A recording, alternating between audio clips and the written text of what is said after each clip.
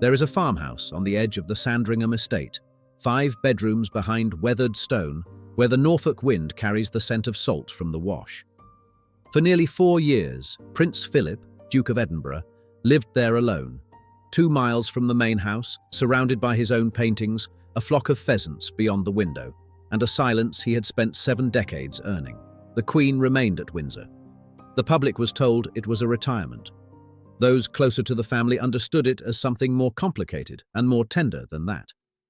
Now, Sarah Ferguson, the woman the Duke once refused to sit beside at dinner, has spoken of him, and of those years apart, with a candour that only an outsider who was once inside could possess.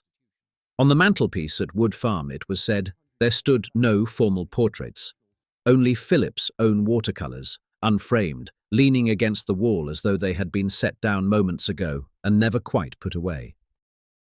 To understand why Prince Philip chose to leave, one must first understand what he was leaving behind. For 65 years, from the moment Princess Elizabeth became Queen in February of 1952, Philip had walked 2 steps behind his wife. He had surrendered a promising naval career. He had accepted a role that carried no constitutional definition, no formal authority, and no precedent he cared to follow. He adapted, as he always did, with discipline and a barely concealed impatience for ceremony. By 2017, he was 96 years old. He had completed more than 22,000 solo engagements. He had served as patron or president of over 700 organisations. And in August of that year, with the Queen's full knowledge and consent, he retired from public life and withdrew to Wood Farm.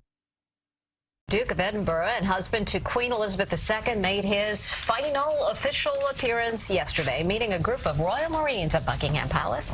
The 96-year-old has made more than 22,000 official appearances since marrying the Queen in 1947. He's expected to still appear by her side. The cottage itself carries its own strange history.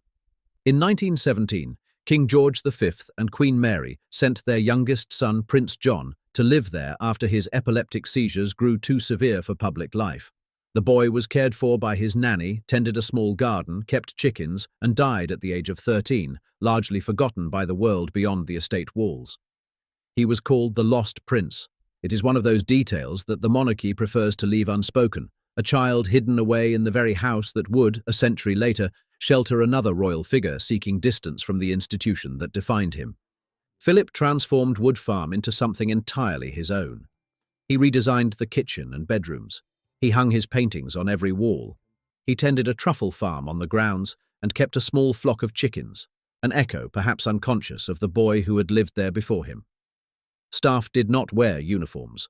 A former royal chef once recalled the informality of the place, the rattling of pans, the corgis underfoot, the Queen herself doing the washing up when she visited.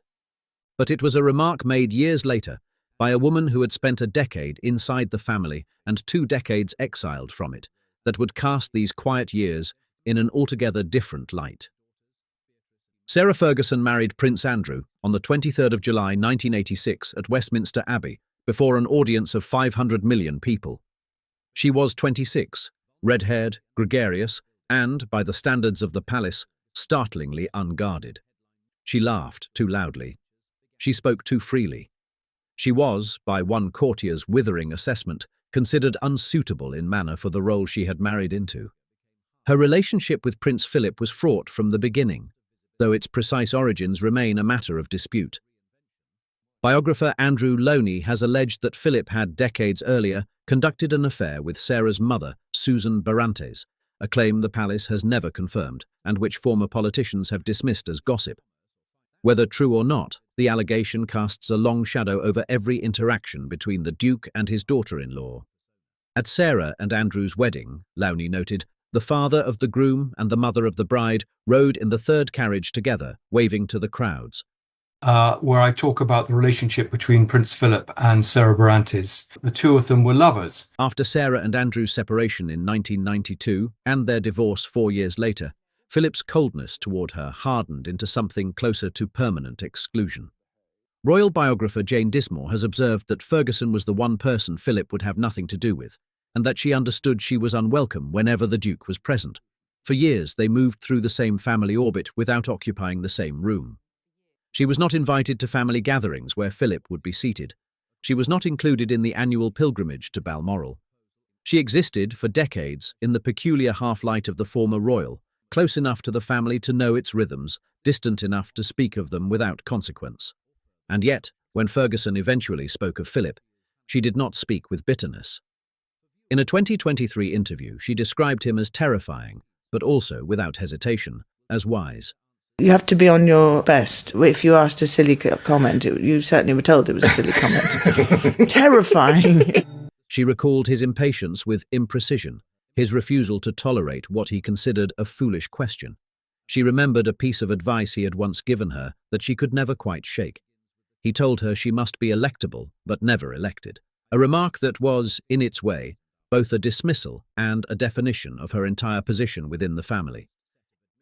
It is this position, insider turned outsider, exile, who still holds the keys to certain rooms, that makes Ferguson's account of Philip's years at Wood Farm so compelling. She has suggested, in interviews and through associates, that Philip's retreat was not merely a matter of physical fatigue. It was, she has implied, the final expression of a man who had spent his entire adult life adapting to someone else's destiny, and who, in his final years, wished simply to live on his own terms. The official narrative has always been one of mutual understanding.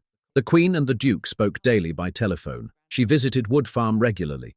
They spent summers together at Balmoral and Christmases at Sandringham. Their 73-year marriage, the longest of any British monarch, was never described by anyone within the household as strained by the arrangement.